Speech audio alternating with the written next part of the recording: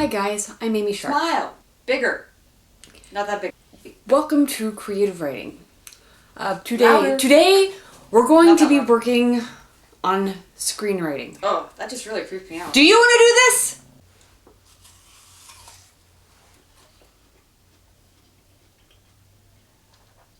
this? Yeah, sure. I can do that. Hey there guys, editor here. Oh, you didn't think that closet could keep me that long, did you? Pfft. But don't worry. For today, you can call me director. That's right, I'm the other important element of your script. Oh, or did you think you were writing it all for yourself? Selfish. Today we'll be taking a look at screenplays.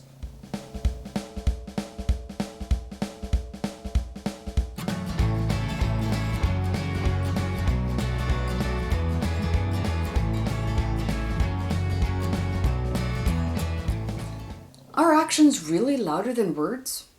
I mean, if you're watching what you say, and you can see what I mean, then shouldn't the conclusion be actions do have a lot of impact? Hi guys, Amy Sharp here, and this week we're going to start looking at screenplays, the art of script writing. Now, when it comes to writing a script, you've actually got a couple of variations. We're going to be looking at just the basics for a spec script, specifically for a movie. The reason why we're doing that is because once you get the basic mechanics of formatting, interior, exterior, scene shifts, all that kind of stuff, you can apply it to other script writing places, like for television or for video game. So, as always, basics first, and then the elaboration. One idea I would like to start out with addressing is, do you write a screenplay the same way you write a novel? What do you think? I'm going to say, if you can tell a good story in a novel, you at least have the beginnings of a good screenplay. Why do you think it's been so popular in the last couple of years to do adaptations of very popular books, comic books, video games even? All of these, which started out with good story structures, makes it a lot easier for a screenwriter to translate that to the screen. Now, easier is not easiest, but once again, having a good story in place gives us a jumping off point. So, let's start with a review. Do you remember all the good parts of a narrative? Well, we have plot, which happens because of rising conflict between interesting characters that happens somewhere, sometime in setting. All of these play themselves out in, well, if we're looking at Freytag's plot pyramid, the once upon a time and exposition that sets the scene, an inciting incident that suddenly changes our character's life, makes them have to move.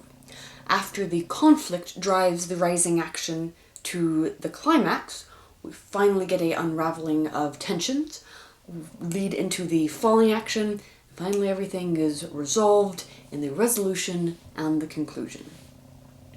Alright, not so bad. Take all of those ideas, and now make a picture. Where screenplay differs from novel is where novel you have the luxury, I would say, of getting inside your characters' heads, really understanding their character, their personality from the inside out. Screenplay, you have to think about it only from the viewer's perspective. Or, for us to be a little bit more specific, we do have to think about how your director will see these things. After all, you're the one who's going to be handing off your script, your beloved brainchild, into somebody else's hands to trust them to try to capture your vision. I'm afraid when it comes to screenplays and other media like that, which takes a large team to produce, your ego kind of has to be sacrificed on the altar of teamwork. That is, unless you happen to be one of those slightly neurotic, maybe crazy people who decides to direct, write, act, produce, all of it. Know anything like that? Okay. So, when we're talking screenplay, you have to think not just how the audience is going to receive it, but how somebody can shoot it. And for that, we're actually going to begin our script writing exercises with a simple rule. Only write it if you can see it or hear it. Now, like any rules, we may have some fudge space in here to really build the characters, but let me show you why this is important. All right, so here we go.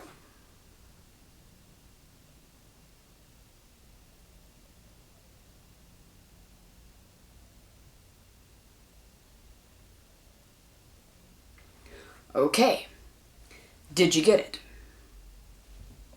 What? You didn't? You mean you didn't hear that long, fascinating monologue I had going on in my head about what happened during my childhood and what sort of events could have led me to this point? Well, see, that's the challenge of film, is that you won't ever get inside my head. Now, there are camera tricks that I can pull, such as the voiceover, right? That might be something like this. I wonder, why did the chicken cross the road? Was it really to get to the other side? I bet it was waffles. Yeah, it's always waffles. See what I mean? But unless you actually write it into the script, the audience nor the director gets none of that. Up to this point, we've been talking about the differences between screenplay and novel, but I think it's about time to just get out your computer and try typing some. Before you do, however, I strongly recommend that you get a script writing software. For this reason. Could you type a script in a Word document or text, something like that? Absolutely. After all, what do you think they did before computers were invented? It's called a typewriter. Yes, I have one.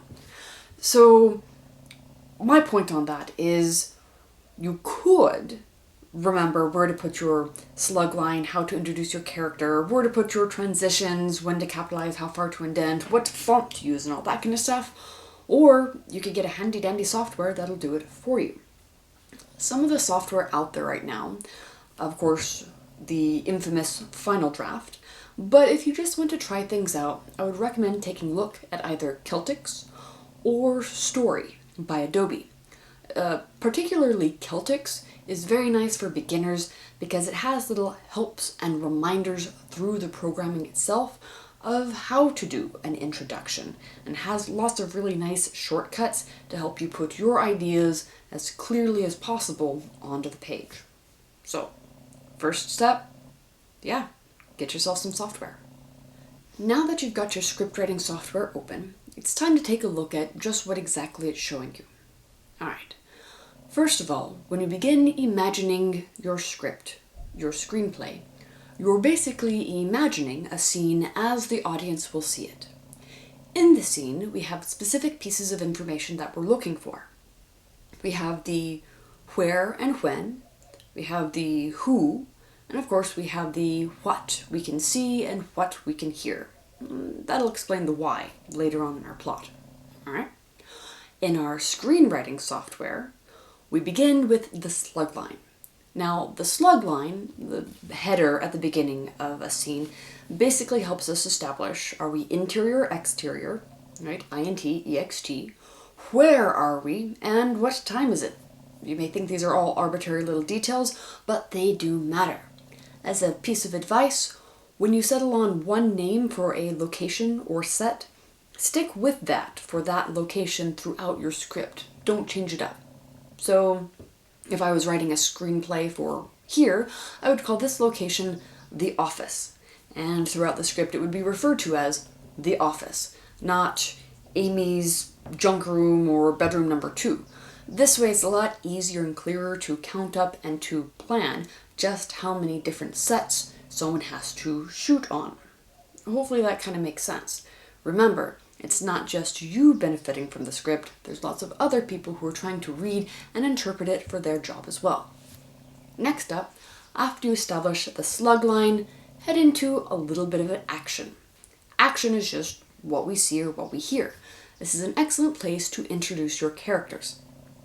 On the topic of character introduction, the first time a character appears, their name should appear in all capital letters.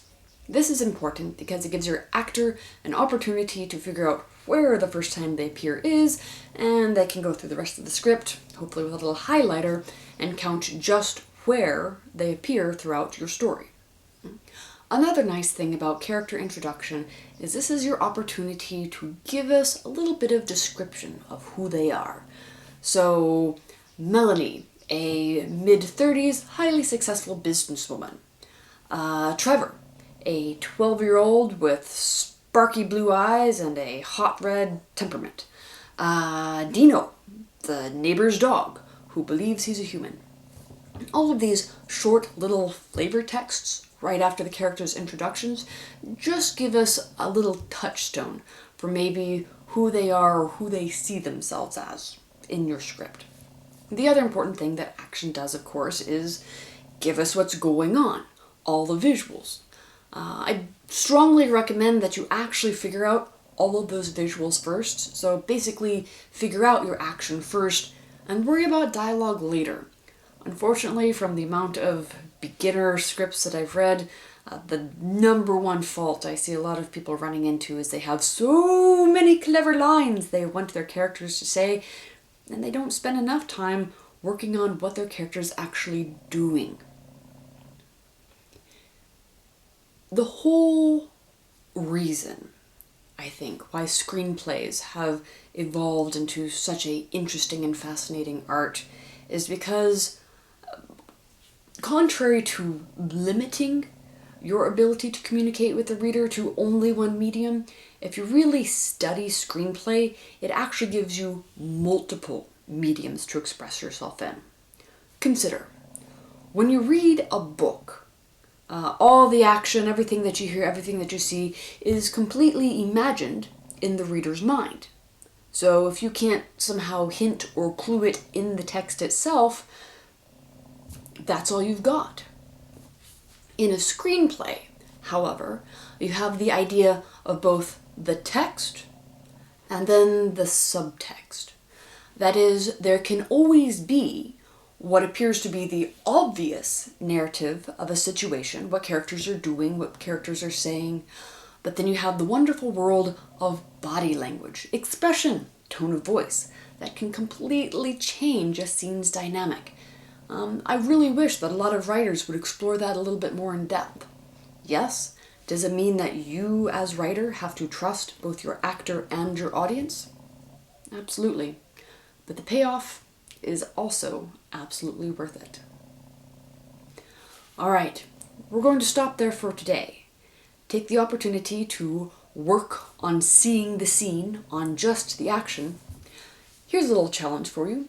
Try to write me a 5-minute story using absolutely no dialogue at all, including implied dialogue, so no little he walks down the street greeting his neighbors. No. There's talking going on. I would like you to try to write an entire 5-minute story, that's roughly 5 pages in your script, using nothing but action, sounds, and facial expressions. Good luck with that. Keep writing, and I'll see you next time when we finally take our words back and write some dialogue.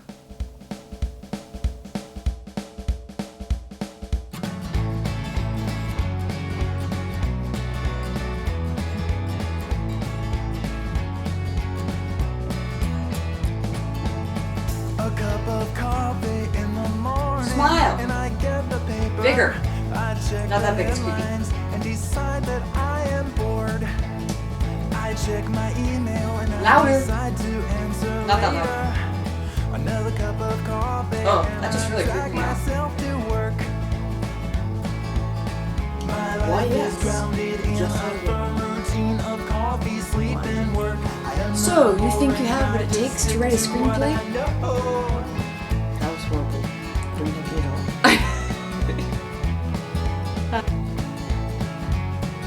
Alright, I gotta admit, that was a little bit tougher than I thought it would. I'm sitting One day. there at work and I realized I forgot to wake up. Of course you can believe me. I wear glasses. And I'm dreaming about a sheep. I go upstairs and get myself another cup Oh, of coffee. I don't like it. I get downstairs and then I spill it on the floor. But from theatrical productions to screenplays, the migration of the script has also evolved a lot as well. That didn't mean anything. If you have a software that'll remember them for you and give you little hints to help you stay consistent, why wouldn't you go with it? That's a list every.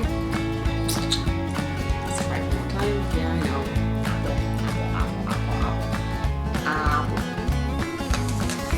Oh, boom, boom.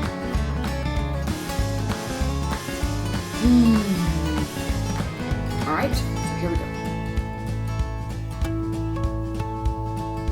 Rock-a-bye baby on the treetop.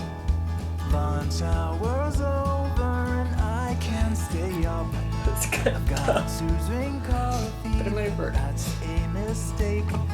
I'd best switch to decaf or I'll stay awake. My life is grounded in a firm routine of coffee, sleep, and work. I am not boring, I just stick to what I know. Oh, I am not boring, I just stick to what I know. I am not boring, I just stick to what I know. I stick to what I know. I stick to what I That is so nasty.